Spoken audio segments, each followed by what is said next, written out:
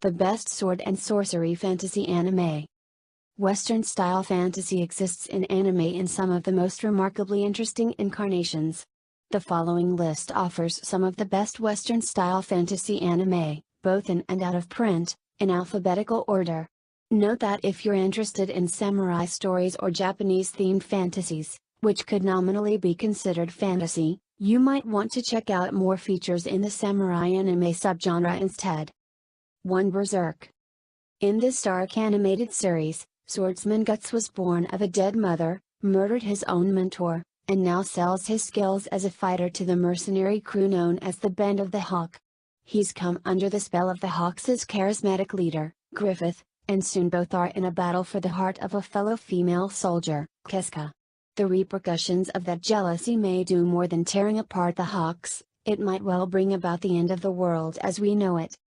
Dark is the politest word that can be used to describe this adaptation of the first dozen or so books in the long-running, still ongoing, near-legendary manga series by Kentaro Miura.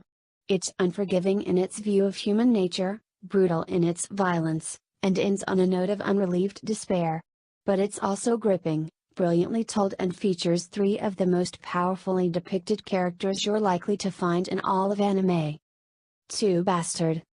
When the kingdom of Mitarakena is attacked by the four lords of havoc, there's only one way to fight back: awaken the slumbering wizard, Dark Schneider.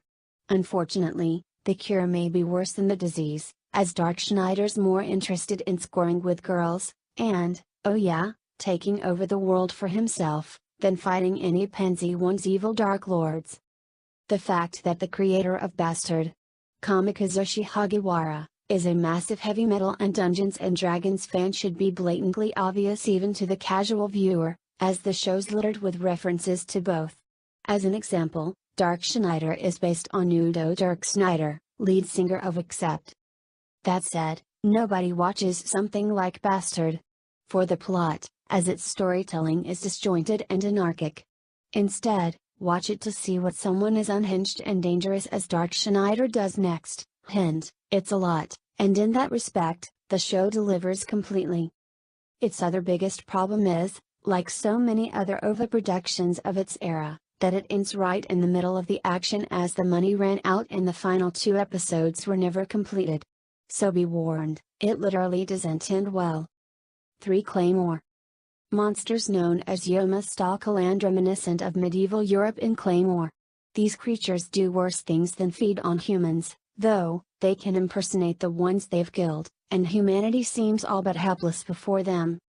Mankind's only defense is the Claymores, hybrids of human women and Yoma, who channeled the power of their inhuman side to fight the monsters. They also use giant honkin' swords, which helps the show fit that much more into this list. Among the Claymores is Claire, a low-ranking member of her organization forced to rise through the ranks when one challenge after another to her fellow Claymores decimates their ranks. But it's not training and strength alone that will give her what she needs to survive, it's the respect and support of a young man, Rocky, whom at first she spurns but soon finds is indispensable to her survival. This show actually hews slightly closer to horror than fantasy in some respects. The biology and, life cycle of the Yoma are straight out of your worst monster movie nightmares, but its setting, atmosphere and many elements of its story are pure sword and sorcery material. 4. Guin Saga. A wanderer awakes in a dark forest, a freak thing with the body of a man and a head of a leopard. He has no memory, no possessions, not even so much as a name, but after he saves the last 2 descendants of an endangered royal lineage, he gains something more important than just a name, a purpose and a mission. So begins the story that lasted for over 120 books in Japan, published since 1979, Guin Saga.